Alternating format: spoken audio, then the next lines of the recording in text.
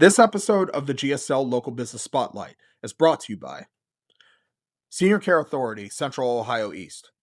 If you're trying to figure out senior care for a parent or loved one, you don't have to navigate it alone.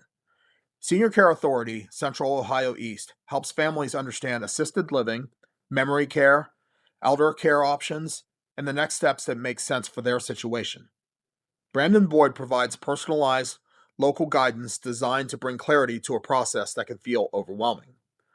Call Senior Care Authority, Central Ohio East today at 614-407-6459 or visit seniorcareauthority.com/locations/central-ohio-east to schedule your free consultation.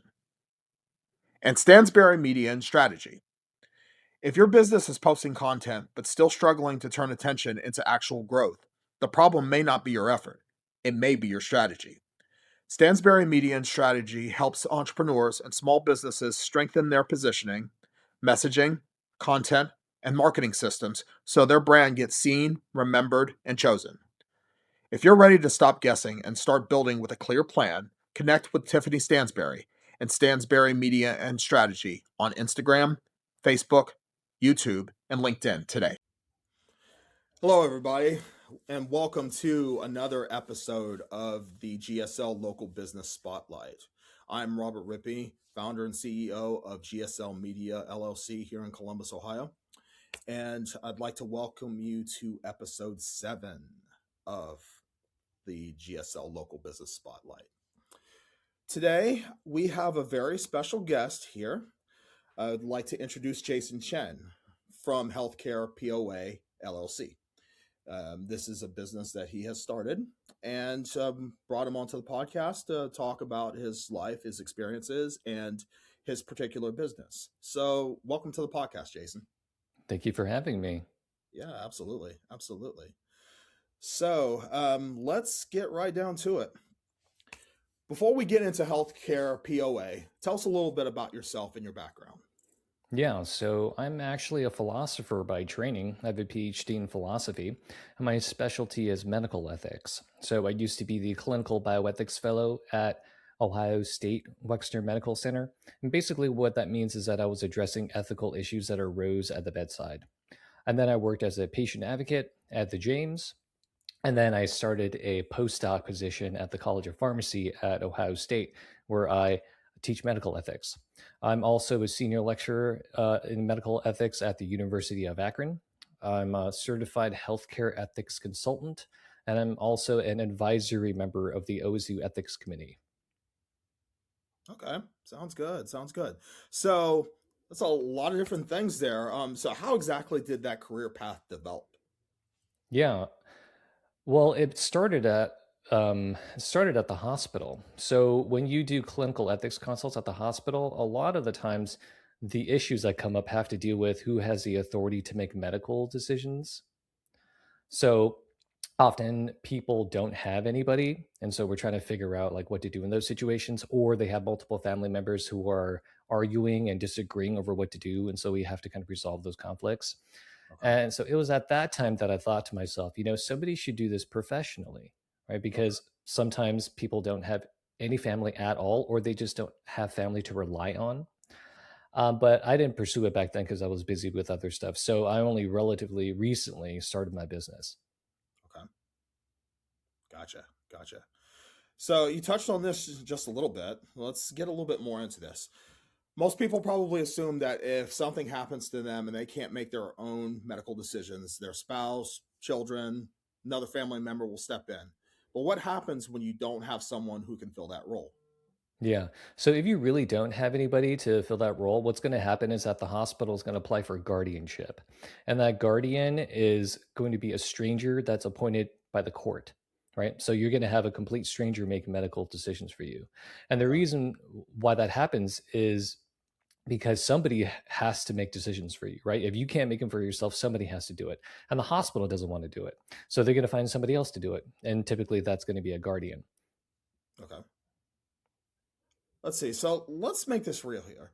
So let's say that I'm single and I don't have children, and tomorrow I get seriously injured and become unavailable to communicate. I haven't designated anyone to make health care decisions for me. What happens then? Yeah. So, I mean, do you truly not have anybody in this scenario? Like you don't even have like cousins or anything? Yes, that's correct. Okay, so if you're completely alone and you have not executed a healthcare power of attorney, then you're going to get a guardian. Okay. That's right. So what exactly happens in that process for this particular scenario? So it's going to depend on the details. If the situation is emergent, like for instance, maybe you need to have this surgery right now, or else you're going to die.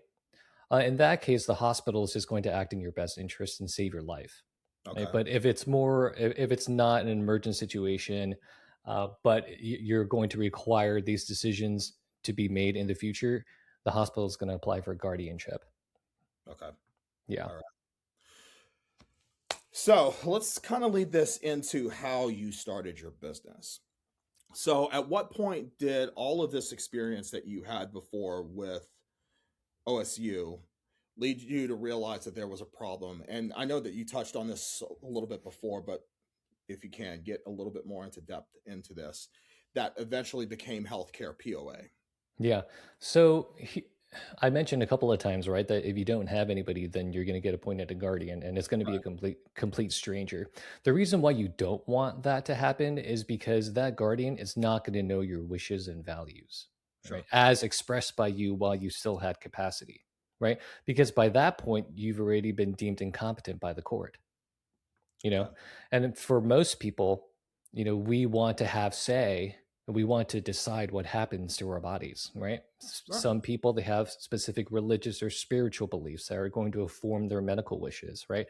Other people are just for some other reason have certain values that are not going to be shared by other people. Well, you want somebody at, ideally at the bedside, who can advocate for you and who can make those decisions accordingly, right? The guardian's not going to be able to do that, Right. again, as expressed by you while you still had capacity, right? So the idea is that we want to avoid guardianship, right? If I can find these people who still have decision making capacity, right, then I can sit down with them and then I can ask them a series of questions regarding their wishes and values. Then I can document it. I can have them sign it, right, and then I can just keep that document. I'll store it in some HIPAA compliant platform, Okay. so that way we can avoid guardianship. Like, these people will have somebody who knows their wishes and values and who can therefore make medical decisions on behalf of them according to those values. Okay. Now, for the people that don't know what HIPAA is and they don't understand medical rules and regulations, could you explain what HIPAA is real quick? Yeah, I mean, it's basically it basically restricts how medical information can be shared, right? So if something is like HIPAA compliant, it just means that it's extra secure because Right. medical information is generally protected. Right. Okay. Okay. So, do you have a target demographic for your particular business and what you offer? Yeah. So the target demographic is solo agers. So these are people who are living their senior years by themselves. Perhaps they've never been married, or their spouses have died, and they either don't have children or they're perhaps estranged from their children. So these are people who really just don't have anybody. Like, these people should seriously consider hiring me to be their healthcare POA agent. Okay. Yeah, but there's another reason to hire me too. So if you look at the healthcare POA, like the document, right, it allows you to name three people. It allows you to name an agent, your first alternate, and then a second alternate, right? So if something happens to you, and somebody needs to make decisions for you. The hospital is going to call the agent first. That's the first person that's listed. If that person is unavailable, they'll call the first alternate and then the second alternate. Okay. So people can also hire me to be a backup agent to serve as the first or second alternate. And the reason why that's a good idea is because, a lot of times people don't answer the phone. They're just not available for whatever reason, right? Maybe an emergency happens in the middle of the night and the person doesn't have their phone on because they're asleep. Right? If you hire me, I'll be on call for you 24/7. I'm sure that would be a really great thing for people. That would give them a lot more um surety in knowing that their situation is handled and that someone will be by the phone or at least by email anyway to be able to handle anything that happens to Yeah, that's right. them. Also, another benefit is that one, I'm familiar with the medical system. I have pretty good medical literacy. I'm Okay. not an MD, I'm not a medical doctor, but I have pretty good medical literacy. Right. Probably better than whoever their family member is. Right. I've I have a lot of experience dealing with complicated medical decision making scenarios. Okay. So I don't tend to panic in those situations. I'm pretty calm. Um, so there are a number of reasons why you would want to hire someone like me to be either the agent or your first or second alternate. The other issue is that I'm typically younger than the person who would hire me, younger and healthier, right? And that's important because you want your healthcare POA agent to be able to make decisions for you when you get sick or injured, right? So sometimes spouses will have each other as the agent, but the spouses are equally old and they have their own health issues, right? Or the spouses are traveling together and they get into a car accident together. Okay. Yeah. So, can someone have relatives and still effectively be a solo ager, or is that even possible? I mean, it depends on how you define it. I've seen it defined a couple of different ways. Some people define it more loosely so that, yes, technically you could be a solo ager and still have relatives, but they're just not around to help you. Sure. Yeah. Okay. And then I've seen other more stricter definitions. I would say that, yeah, you would not count as a solo ager in that case. But I mean, however we define it, it's not that important, right? The most important thing is, do you have somebody to pick up the phone and to advocate for you at the hospital when the time comes? Right. Right. Are you seeing this become more common, seeing more solo agers coming up as far as time passing and things? The reason why I ask is because the baby boomer population, for instance, they are pretty much in senior age now. And I imagine with that particular demographic, you would think that would become more common, right? Yep. Yep. And solo agers are on the rise because of the baby boomers. You're exactly right. All right. Okay. So when most people hear healthcare power of attorney, they probably think that you're talking about a legal document, but your work involves actually serving as this person's entrusted with making healthcare decisions.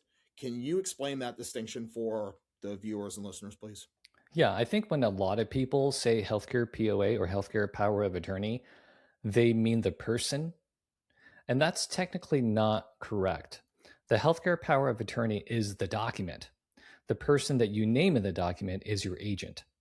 So to be clear, I say that I'm a professional healthcare power of attorney agent. Okay. All right. So, what exactly does a healthcare power of attorney agent do? A professional one. Yeah. So, well, a professional healthcare power of attorney agent does what every surrogate decision maker should do. Okay. So the first thing is to know the wishes and values of the client or the patient, Okay. right? Because the first job of any surrogate decision maker is to use what's called substituted judgment, right? That's a technical term. And Okay. substituted judgment means that you're supposed to tell the medical team what the patient would want if the patient had decision making capacity. Now, if you don't know what the patient would want, which is very, very often the case, the surrogate decision maker is supposed to make whatever decision is in the patient's best interest.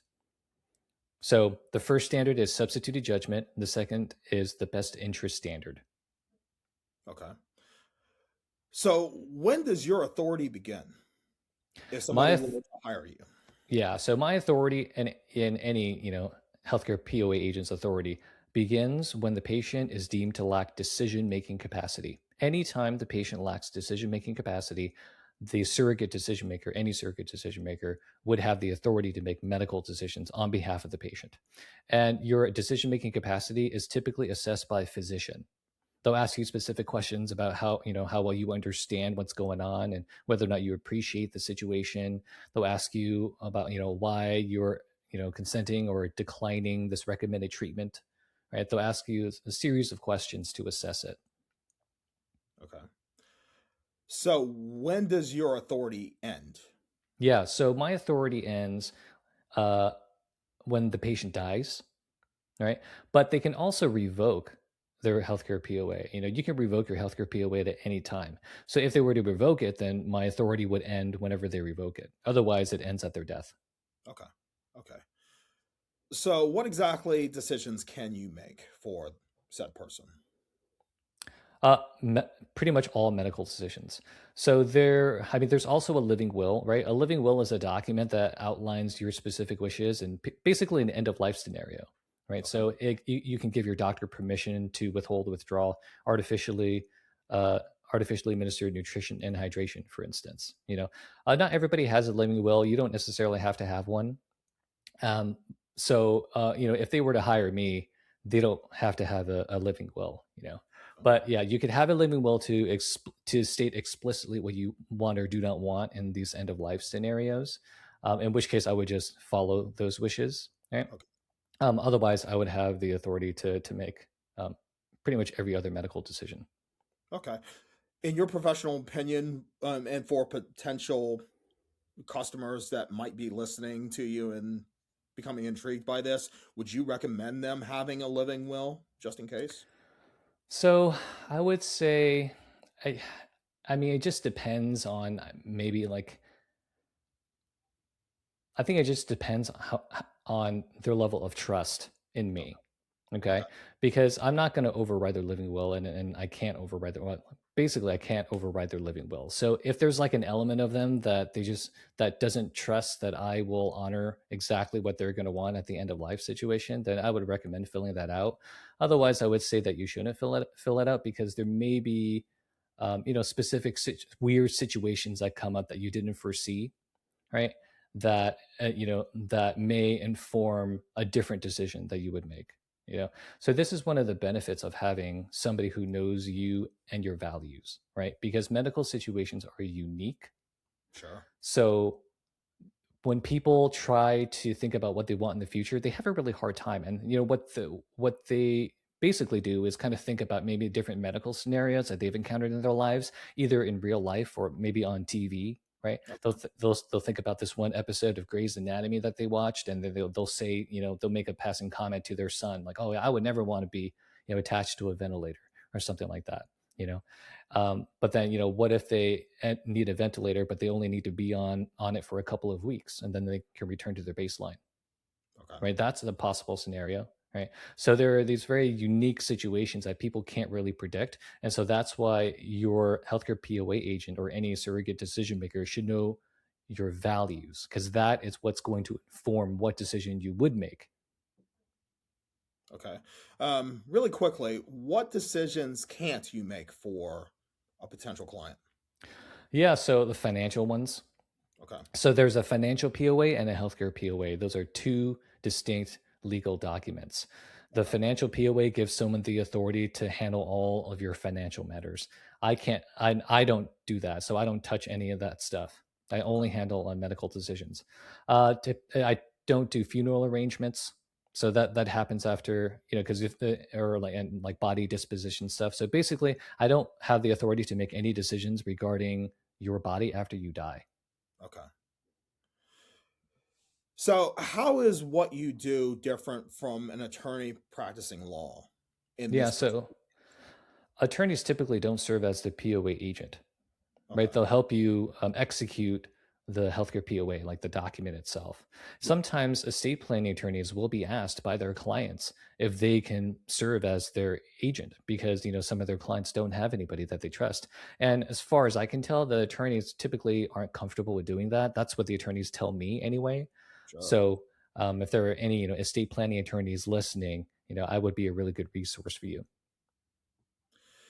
And I'm sure that's something also good for potential clients as well, because I would imagine if it were me in that scenario, that my first thought would necessarily be an attorney, not necessarily a healthcare POA agent, and I think that's what's good about your particular business and the service that your business offers.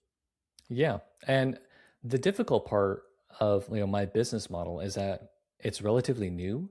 So Yeah. people don't even know that it exists. Like I recently met this financial planner and yeah, I told him what I did and he just said, "Oh, wow, I never even heard of that." But I have all these clients who would benefit from this service. I haven't even thought of like a POA agent on the healthcare side, you Sure. know?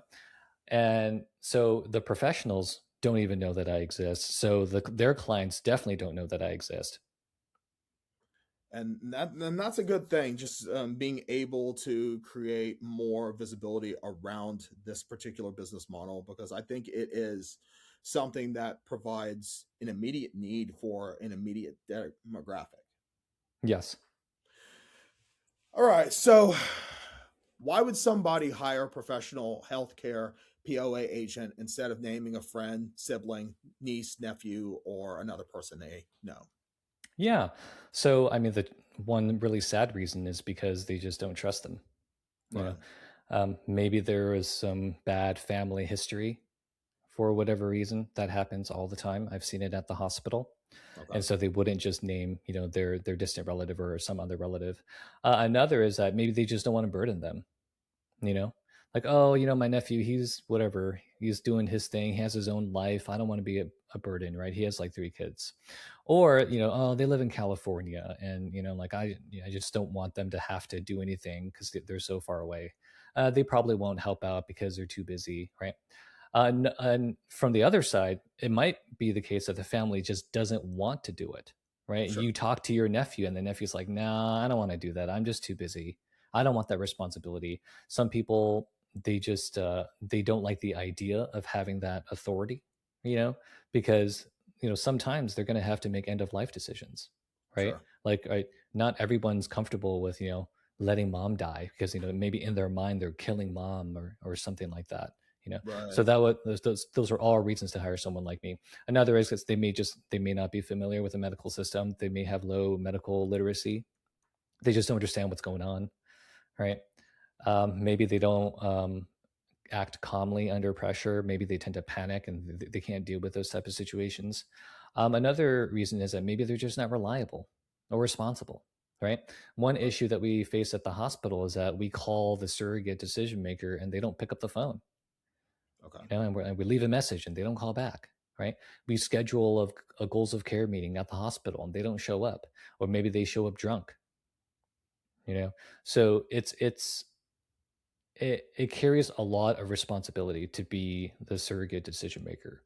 So you want someone who takes it seriously, who can do it well, and knows your wishes and values. Okay. Are there circumstances where you would actually tell someone you don't need my service? You already have an appropriate person in your life who can do this? Yeah, absolutely. So if they already have close family and their family knows them well and they're reliable and yeah, and they have an agent, maybe a first alternate and even a second alternate, they don't need me. Okay.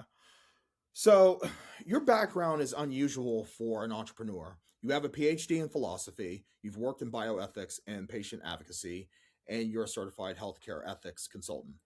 How exactly does that background affect the way you approach this responsibility? Yeah, so I think a lot about medical ethics. And so when I was coming up with this business idea, I put a lot of effort into figuring out what the most ethical way of doing it was, you know? And a lot of it, had to come down to what the procedure would be, what the compensation model would be, right? To see if Okay. there was like potential conflicts of interest here or there. And so I put in a lot of effort into this, so much so that I'm currently writing the code of ethics that hopefully will set the standard moving forward. Because right now it's not regulated, right? Like this profession is new. There's no certification, right? There's no national license for this, right? So it's kind of the wild, wild west. Anybody can just kind of market themselves to be a professional healthcare POA agent. You know, what I think eventually is going to happen is that there's going to be a national association of healthcare POA agents, and there's going to be a certification similar to what we have for guardians Okay. and independent patient advocates. So I think that's where it's going to go. But yeah, so a lot of my ethics background goes into formulating what I consider to be like the ethical conduct for people in this position. Okay. There's an extraordinary amount of trust involved here. Someone is essentially telling you, if there comes a day where I can't speak for myself, I'm trusting you to speak for me. How do you develop enough understanding of that person beforehand to know what they would actually want? Yeah. So there are a number of resources on the internet that help you facilitate these conversations. The one that I base my questions off of is called the Conversation Project. They have a Okay. number of like booklets. And yeah, they just ask the important questions, you know. So one of them being, you know, do you prioritize quality over quantity of life? Right? Okay. What does quality of life look like? You know, what's important to you? You know, stuff like that. What are you most afraid of? What are your religious and spiritual beliefs? How would they affect, you know, medical decision making, right? If you're a Jehovah's Witness, obviously you're going to refuse blood products. Sure. Yeah. Okay, so let me give you an objection somebody listening or watching might have. I'd rather have somebody who loves me making those decisions than somebody I'm paying. What would you say to that person? Yeah, I think that's perfectly reasonable because the assumption is the person who you love is close to you and they probably know you as a human being, and that's exactly what you want. And I would say for most people who have close people who are supportive and responsible, they wouldn't need somebody like me. But there may be certain situations where they would benefit from having me at least as a backup. So, for instance, oftentimes families don't honor the patient's wishes because they just can't let go, right? Okay. Many people prioritize quality over quantity of life. But the families, even though they know that, they just feel this sense of obligation and duty to keep the person alive for whatever reason, right? It could Okay. be guilt, right? It could be for religious reasons too. You know, some people say, you know, we're waiting for God to perform a miracle. So the assumption is that the longer the patient is alive, the more likely it is for God to perform a miracle, right? You encounter this all the time at the hospital, you Sure. know? So it happened in my own family too. My maternal grandmother, she had stomach cancer, and at the end of her life, you know, there was a surgery that, you know, could have extended her life for a couple of months or so. And my mom knew that my grandma would not want that surgery, so my mom was against it. My aunt disagreed. She said, "No, we have to do everything that we can to extend her life."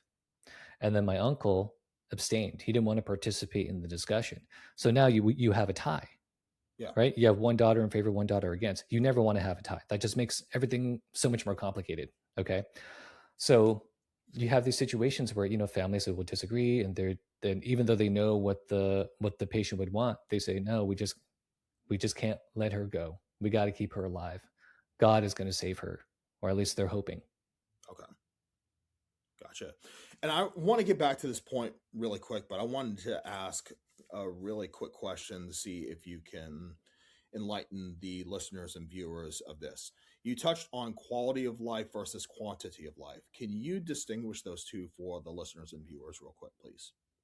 Yeah, I think for most people, quality of life refers to a state, a minimum, a state of being conscious, being able to communicate with others, Okay. right? So, whereas, you know, a lot of people, you know, we can just keep you alive on machines, but you're just unconscious the whole time, right? So you're technically living longer, right? But a lot of people would say that that is not really a good quality of life because you're not experiencing anything. You can't communicate with your family. You know, you're not petting your dog or whatever it is that brings meaning to your life. Sure. Okay. Can there actually be an advantage to having someone who isn't experiencing the same emotional pressure that a family member might be experiencing during a medical crisis? Yeah. So, I mean, that's another way of asking, like, what would be the benefit of hiring me versus just using a family member? Well, because I can be objective when honoring your wishes, right? I mean, I would say one of the most tragic and traumatic situations is when you lose a loved one. It's very hard for me to think of something that's more traumatic than that. So for family members, it's an emotionally like laden situation, right? Emotions are running high. Whereas it won't necessarily do that for me. I mean, obviously, I'm going to feel bad for you because you're in this like medical situation, but generally speaking, I can react objectively and make wishes according to your values. Okay. Okay. So we've talked about this a little bit. I kind of want to touch on this a little bit more in depth. Who is the person listening to this conversation right now who should seriously start thinking about who will make healthcare decisions for them? Anybody who is getting older and anybody who is experiencing health problems, they should anybody in those two groups should think about who the surrogate decision maker is going to be. So Ohio, they have a hierarchy with a descending order of priority for surrogate decision makers. Okay, the first person is going to be your spouse. Okay, the next is going to be your adult child, or if you have multiple adult children, the majority of the children. Then it goes to your parents. Then it goes to your siblings, right? And then it goes to the nearest blood or adoptive relative. Okay, Okay. so that's the hierarchy that's used. Typically, in like all medical scenarios, like in the law, it's only about end of life scenarios, but hospitals, as far as I know, tend to use that hierarchy for other medical decision making scenarios as well. Okay, so if you're aging or if you're experiencing health problems, think about that list. Are you married? Okay, maybe you're technically still married, but you're estranged from your spouse and you don't want them to make medical decisions for you. If that's the case, well, then you better execute a healthcare power of attorney and name somebody else. Sure. Maybe you want your son to make decisions, right? So name your son as your POA agent, and then your son will trump your estranged spouse, stuff like that. So that's the way to think about it.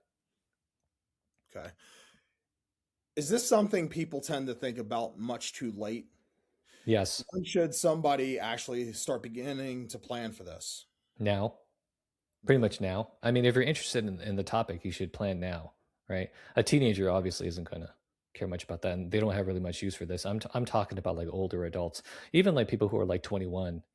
Like you might. I mean, I think it's always better to execute a healthcare POA because you can always name somebody, right? So, for instance, let's say you're 21, right? Okay. You don't have adult kids, right? You're too young. So that means and you may or may not be married. Most 21-year-olds are not married. So what that means is that it's going to be your parents making medical decisions for you. Well, maybe you don't get along with your parents. Maybe you're estranged from them, right? Or maybe you're estranged from one, but not the other. If you have parents and and you like one but not the other and they disagree, well, there you go, you have like another tie that you want to avoid. Anytime where you have like multiple people who have the same level of authority to make decisions for you, there can be a tie, Okay. right? So you want to avoid that. So there's a reason for a 21-year-old to name maybe one of the parents as the healthcare POA agent, right? But typically, I think the demographic that should think about it more are the ones who are going to experience more health problems sooner rather than later, and that's typically going to be older people. Okay. Okay.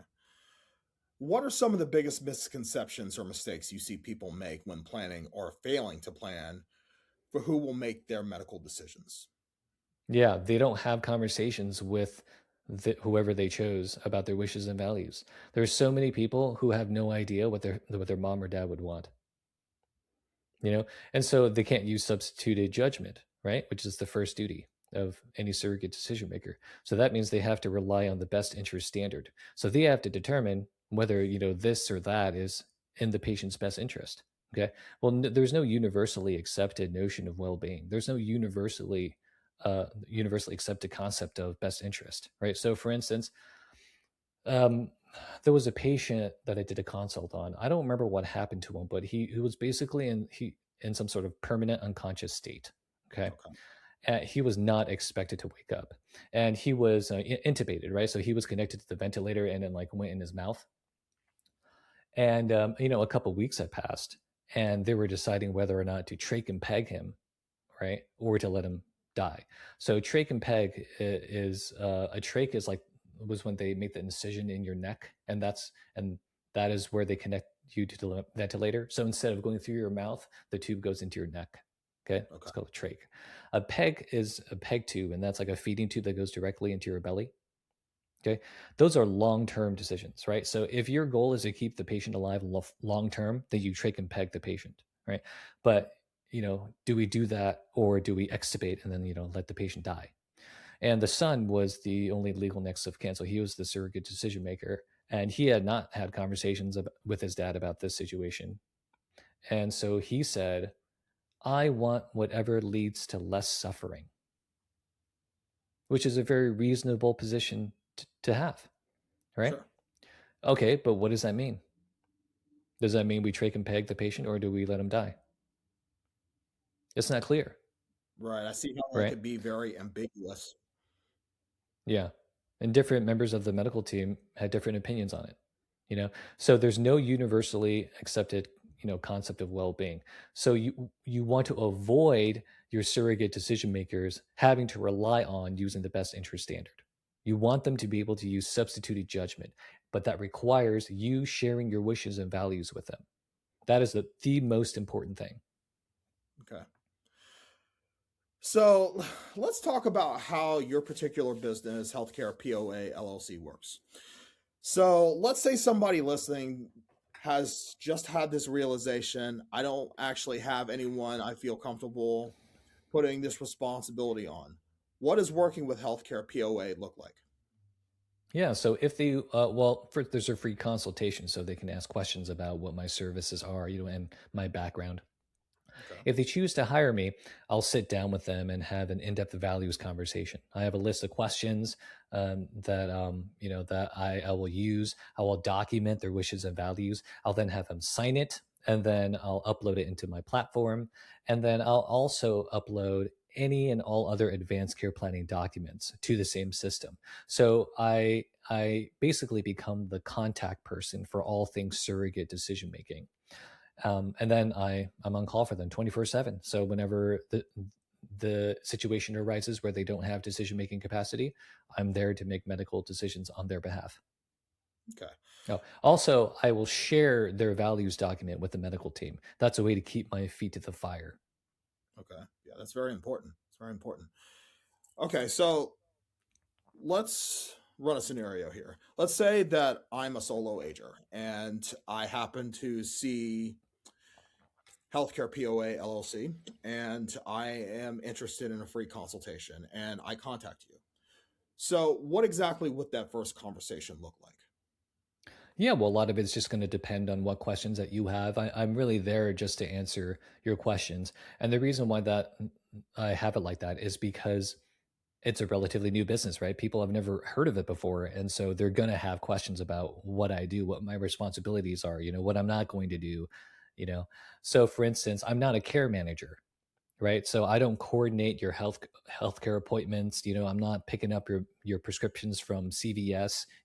That's someone else. I'm also not a patient advocate. I'm not going I'm not serving you while you still have decision making capacity, right? That's what patient advocates do. Patient advocates, they'll go with you to doctor's appointments and they'll help explain the medical diagnosis and the medical situation to you.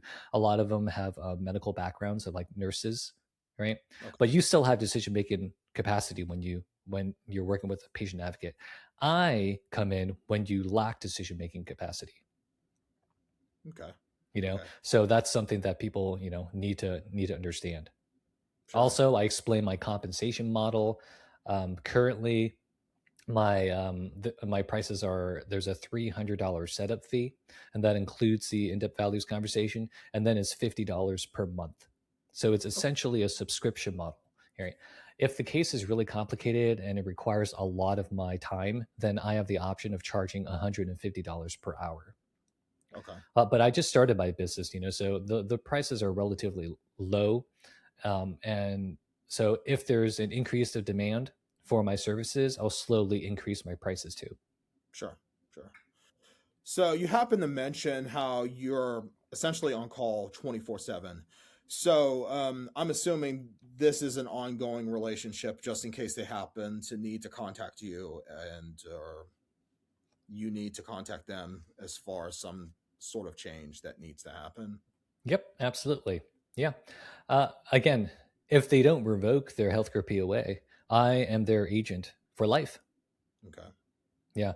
And so there going to be regular check-ins, like my clients have to, I tell them, like if something changes, if something important changes, like specifically maybe like your medical wishes or your values, like you have to let me know, and I'm very responsive, you can text me, you can email me, you can call me. I'm always in front of a screen. Okay. Okay. How frequently do you revisit your patients' wishes? Yeah. So I don't have a set, um, I don't have a set schedule for every client. It's going to depend on, the particular situation. So for instance, I'm not going to do it annually for everybody because not everybody has a year to live. You Sure. know what I mean? So that's going to be specific to the client. Okay. Okay. So what happens if their health or circumstances change? Yeah. So one, they have to let me know. Okay. That's like anything that could affect how I perform my job in the future. Like I tell them, like, you got to let me know because I want to do the best job I can, you know? But obviously if it's really bad, then they lack decision-making capacity, then I would get called by the hospital and Okay. I would find out that way. Okay. What do you wish more people understood about professional healthcare POA services that they simply don't know today? Yeah, well, I guess the first thing that they should know is that they exist, right? Vast majority of people don't know what they are. I would say most people don't even understand what a healthcare power of attorney is, right? Just like what the legal document means and what the authority the agent has. So, for instance, some people think that if you execute a healthcare POA, your healthcare POA agent immediately has authority over you. That's not necessarily true, right? For most people, that's not true. Their authority begins only when you lack decision making capacity, right? And decision making capacity often waxes and wanes, right? You could have it one day and not another. So the authority that the agent has also waxes and wanes, right? You could have decision making capacity in the morning, but then lack it in the evening. You know, you could have the capacity to make one decision, but not another decision, right? It depends on the complexity of the decision. It depends on the risk benefit ratio of the decision. So most people don't really have that understanding. I would say a lot of doctors actually don't have that understanding of like the nuances of decision making capacity. One of my roles as the clinical bioethics fellow was to educate doctors about that. Okay. Awesome. Awesome. So let's switch gears here. You're not only working in a relatively new professional field, you're also trying to build a business around something many people don't know even exists. What's been the hardest part of building Healthcare POA LLC? Finding clients, Okay. definitely the hardest part. I've given multiple talks at senior centers, and maybe a handful of people show up. I don't think any of those talks led to any clients. I've been trying to network with other professionals who work with seniors and maybe may encounter solo agers. So, estate planning attorneys, financial planners, those people. Okay. Most estate planning attorneys don't tend to respond to my calls and messages. I'm not entirely sure why, but yeah, that's been the biggest challenge by far. Okay. Okay. What surprised you most about entrepreneurship so far? I didn't expect that I would be so interested in building my business. Okay. I didn't expect that. But I work on it all the time. I'm constantly thinking about it. It's almost like an obsession of mine now. Like it's an avenue where I can kind of like exercise my OCD, or I can let my OCD kind of like let loose. For Okay. instance, I design my own website, I design my own logo. And I've spent so many hours tinkering with like the colors and the layout, and yeah, I really enjoy it. Like I don't even feel like I can enjoy doing other things as much until I'm done working on the business. Sure. Sure. I totally get that. Totally get that. So, to kind of carry on to that thought right there, what keeps you motivated to continue building this business? I think the need is there. I believe the need is there because I've seen it at the hospital, and it's been reconfirmed by the professionals who I have encountered. Right? I say this is what I do, and they say, "Oh, wow, I've never heard of that before. That makes total sense." I have clients who need someone like you. So that's what keeps me going. Okay. All right. If someone listening recognizes themselves in what we've talked about today, but they don't know where to begin, what's the first thing you would recommend them do? If they're interested in, you mean the people who are interested in hiring me or Yes. considering hiring me, they should Yes. check out my website, which is HealthCarePOA, as in power of attorney, healthcarepoa.net. Okay. Okay. So, other than your website, where else can they learn more about you and how can they get in touch with you? Yeah, so I have a LinkedIn profile. I don't know if most people have LinkedIn profiles, but I'm on there. I'm also on Facebook. I have a Facebook page for my business. So if you just look up Healthcare POA LLC, you'll find that. Okay. Okay, so before we wrap up, is there anything that we didn't cover today that you would like the listeners and the viewers to know that you feel is very important? Let me think about it. I think we've covered the most important things. Uh, I am currently working on an educational booklet about healthcare POAs and what you need to know about healthcare POAs, and that I think will contain basically the most important information that people should know. We've covered the vast majority of that. I don't know if there's anything else that people that we haven't discussed that people should know about. Yeah, the agent doesn't have authority unless the patient is deemed to lack decision-making capacity. Okay. Mhm. Capacity can fluctuate. It often fluctuates, waxes and wanes. So the corresponding authority of the agent often waxes and wanes. That's important. There's a distinction between healthcare POAs and financial POAs, right? Um, yeah, I think we've covered all the bases so far. Okay, Yeah. I mean, there's a lot of information that I can talk about, but it's like more technical than it needs to be, you sure. know? And that's why they need to contact you and Yeah. you can talk about that more in Okay. depth. So here's one thing, right? So Okay. lacking decision making capacity doesn't mean that you're necessarily unconscious. Okay. I think there's perhaps a misunderstanding there. Okay. So you can have a full blown conversation with somebody and that person still lacks decision making capacity. And we don't have to get into the technical details of what decision making capacity is, but it's made up of like 4 subcapacities, right? And you can lack one of them and not have decision making capacity. Like I've had full blown conversation with patients, like I'm like, they're friendly, I'm enjoying this conversation, and then I ask them what they understand about their medical condition, and then they say I don't know. And I was like, ooh, that's surprising. Yeah. So you can have, you're still, oftentimes you're still aware of what's going on, and you can even express preferences, but you may lack decision-making capacity. Okay. Okay. I think so. I think that's important to know too.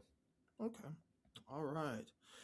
Well, Jason, it has been a pleasure having you on the podcast today. And this has been a really informative episode. And I think it's going to help a lot of people out there that didn't necessarily know that this service exists and is out there for them.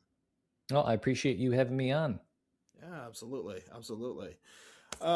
So that does it today for the GSL Local Business Spotlight. Again, I'd like to thank Jason for being on the podcast today, and I wish you the best of luck with your business and with life. And Thank you. yeah, so thank you everybody for tuning in today. I really appreciate you watching and or listening to this episode, and hope to catch you next time on the GSL Local Business Spotlight. Take care. This episode of the GSL Local Business Spotlight is brought to you by Senior Care Authority, Central Ohio East. If you're trying to figure out senior care for a parent or loved one, you don't have to navigate it alone. Senior Care Authority, Central Ohio East helps families understand assisted living, memory care, elder care options, and the next steps that make sense for their situation. Brandon Boyd provides personalized, local guidance designed to bring clarity to a process that can feel overwhelming. Call Senior Care Authority, Central Ohio East today at 614-407-6459 or visit seniorcareauthority.com/locations/central-ohio-east to schedule your free consultation. And Stansberry Media and Strategy. If your business is posting content but still struggling to turn attention into actual growth, the problem may not be your effort. It may be your strategy. Stansberry Media and Strategy helps entrepreneurs and small businesses strengthen their positioning, messaging, content, and marketing systems so their brand gets seen, remembered, and chosen. If you're ready to stop guessing and start building with a clear plan, connect with Tiffany Stansberry and Stansberry Media and Strategy on Instagram, Facebook, YouTube, and LinkedIn today.